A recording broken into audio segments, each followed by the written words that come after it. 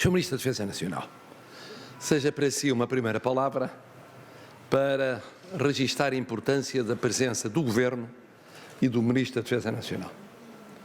Do Governo, recordando que o próprio Sr. Primeiro-Ministro, antes de o ser e logo depois de o ser, assumiu como causa primeira a celebração do feriado da declaração ou da reproclamação e reafirmação da independência de Portugal, o feriado do 1º de dezembro.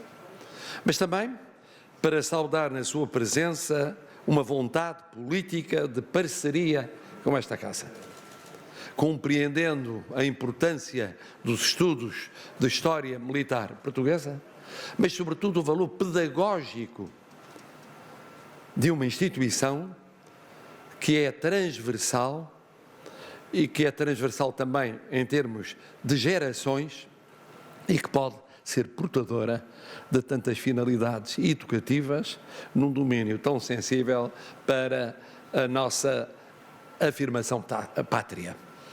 Mas também queria cumprimentar, na sua pessoa, Sr. Ministro da Defesa Nacional, a forma como as Forças Armadas atuaram ao longo desta pandemia de que ainda não saímos, mostrando que ao lado do prestígio internacional granjeado pelas forças nacionais destacadas em vários continentes, também aqui, ao lado das populações, uma vez mais, como nos incêndios, durante a pandemia, as Forças Armadas demonstraram serem, a tantos títulos, praticamente insubstituíveis.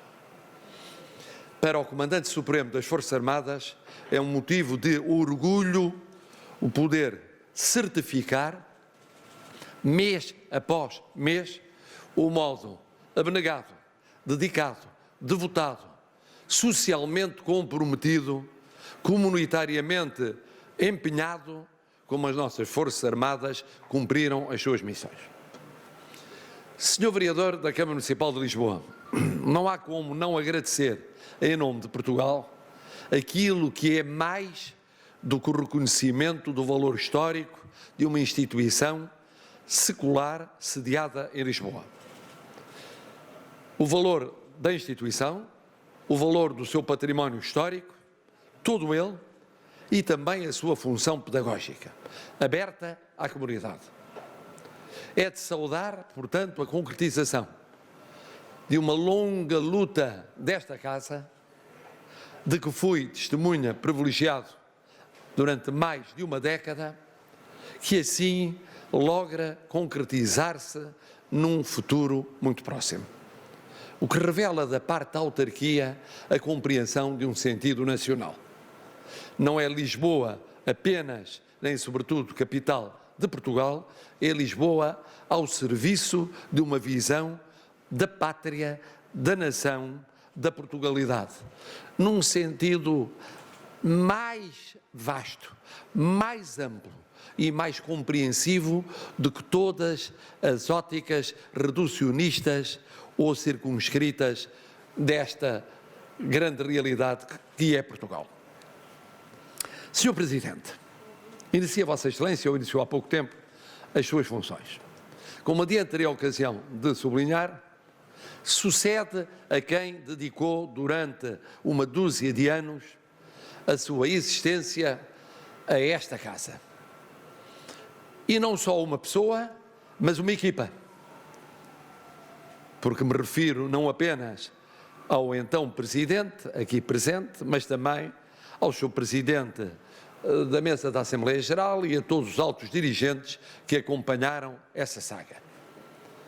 Inicia Vossa Excelência num momento em que se coloca, ainda mais do que nunca, o desafio da valorização do ser-se português.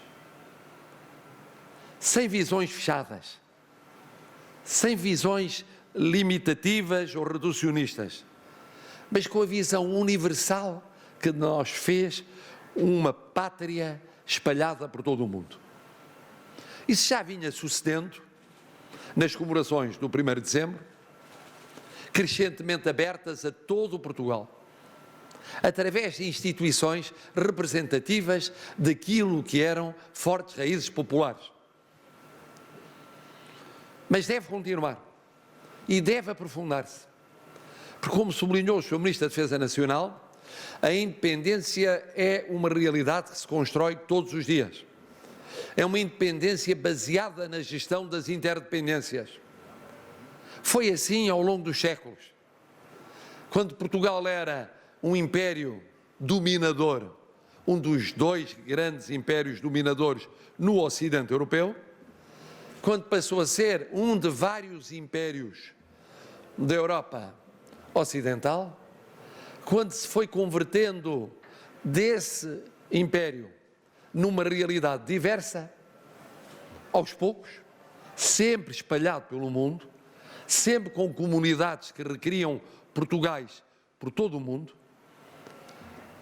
e ao fazê-lo que naturalmente nós afirmamos a nossa independência na base da gestão das interdependências. Já aqui foi dito, a interdependência da lusitaniedade, a fraternidade em relação aos Estados-irmãos na mesma língua, mas também na sede geográfica original, como é a Europa, na construção da solidariedade no quadro europeu, mas não menos na visão transatlântica, que de há muito é outra dimensão da nossa política externa, da política de defesa. E transatlântica, Atlântico Norte e Atlântico Sul. Todo o Atlântico, todas as costas, qual plataforma entre culturas, civilizações, continentes e oceanos, ou oceanos e continentes.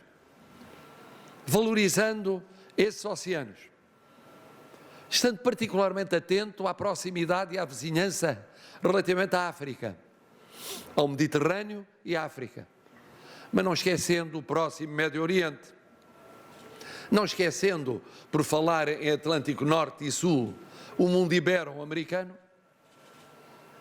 outro acento tónico crescente, que não é apenas da economia ou das finanças, mas é um acento tónico das pessoas de carne e osso, das comunidades portuguesas que por lá vivem, e naturalmente nunca desprezando laços multisseculares com o Oriente, com os Orientes, com os vários Orientes, os mais remotos, inclusive. E é na gestão destas interdependências, naturalmente umas mais fortes do que outras, umas mais próximas do que outras, umas mais fortes porque incluindo fraternidades e alianças, e outras parcerias que não são fraternidades e não são necessariamente alianças.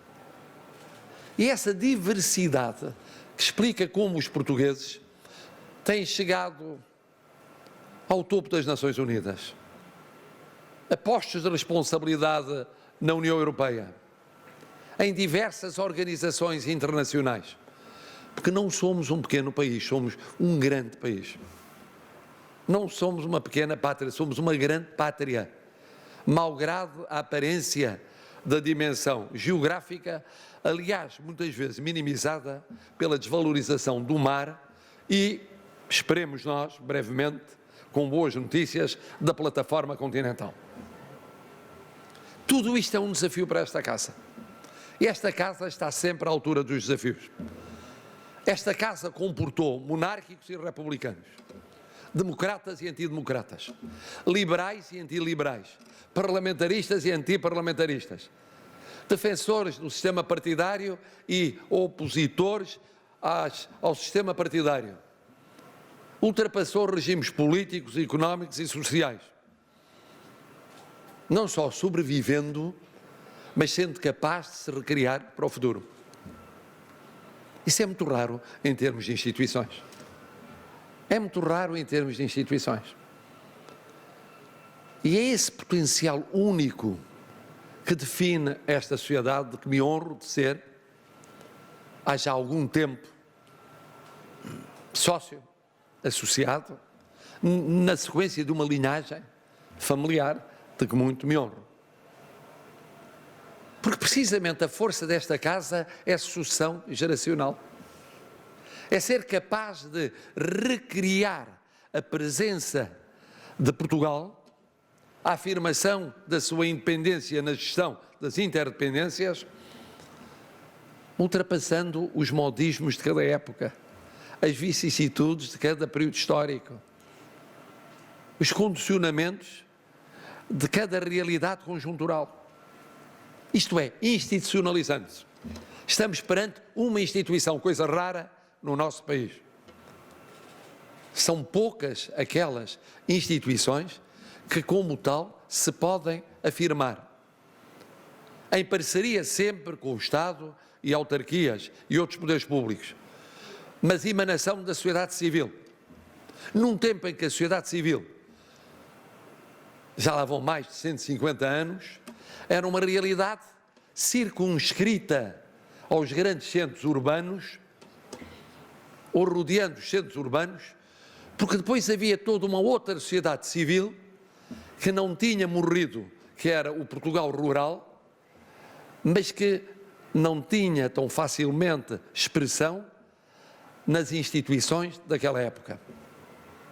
Foi criada esta instituição no momento em que o Portugal liberal cobria uma das duas realidades de Portugal. Existindo um Portugal legitimista, com afloramentos subsequentes no franquismo, no pimentismo, no sidonismo, no salazarismo, mas que estava subjacente a uma realidade que era uma realidade, do ponto de vista conceptual, intelectual e militante, essencialmente urbana. E esta sociedade soube ir integrando essa realidade legitimista com expressões muito diversas, sem nunca perder aquilo que eram as suas raízes próprias do tempo da monarquia liberal em que nasceu, aditando-lhe depois os frémitos de luta do final da monarquia no tempo do ultimato, frémitos pela independência, somando-lhe depois aquilo que a Primeira República trouxe consigo de reacendimento também do ideário da independência nacional. E assim sucessivamente até ao Estado democrático dos nossos dias, ao Estado constitucional de hoje. Isso é uma riqueza que deve ser projetada no futuro. Mas não se pode projetar no futuro sem agradecer ao passado.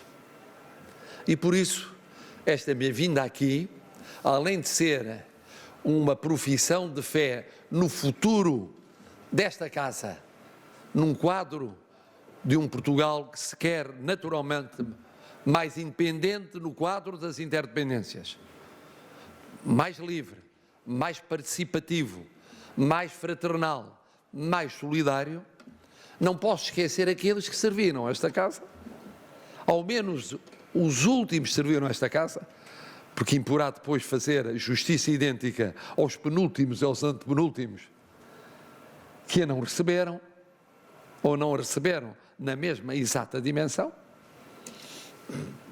e refiro-me expressamente, naturalmente, a dois presidentes de dois órgãos que foram importantes, e são importantes enquanto órgãos, mas que deram o seu, no fundo, a sua razão de ser pessoal durante uma dúzia de anos a esta sociedade. E por isso decidi agraciá-los. E serão agraciados. Não serão agraciados pela carreira que fizeram ao longo da vida, que é muito rica, num caso e no outro. Muito rica no caso do Dr. José Augusto Troni, muito rica no caso do Sr. General José Batista Pereira. É muito rica, e eu poderia falar dessa carreira, mas não é por causa dela que são agraciados. São agraciados por causa da sua idade histórica da independência de Portugal. Pelo carinho, pelo desvelo, pela teimosia, às vezes obstinação, cansativa, muito cansativa, pelo menos no caso de um deles. Obstinação, cansativa, no outro, antes pelo contrário, parcimoniosa e, apesar de tudo, mais paciente, menos impaciente, com que souberam lutar por esta causa. Mas não queria terminar sem agradecer o galardão que acabo de receber, que não é para o cidadão, nem é sequer para o Presidente da República Portuguesa, é para os portugueses. No Presidente da República Portuguesa limita-se a ser o representante de 10 milhões de portugueses cá dentro e mais uns tantos lá fora. É isso que assumiu como sua missão no momento em que jurou o compromisso perante a Constituição da República Portuguesa. Não ser ele, pessoa, não ser ele sequer o órgão de soberania, ser o representante da soberania dos portugueses. E, portanto, este galardão irá para a Presidência da República e passará para os sucessores, para que sucessor a sucessor tenha a noção daquilo que deve àqueles que representa. E que o galardão é dos portugueses que em cada momento forem vivendo. E daqueles que viveram. E dos muitos que viverão. Porque esse é o objetivo desta sociedade. Não se extinguir num determinado período de tempo. A sua luta não se extingue num ano, numa década ou num século. É a luta de uma nação. E este galardão é um galardão para os portugueses que integraram, integrarão essa nação. Muito obrigado.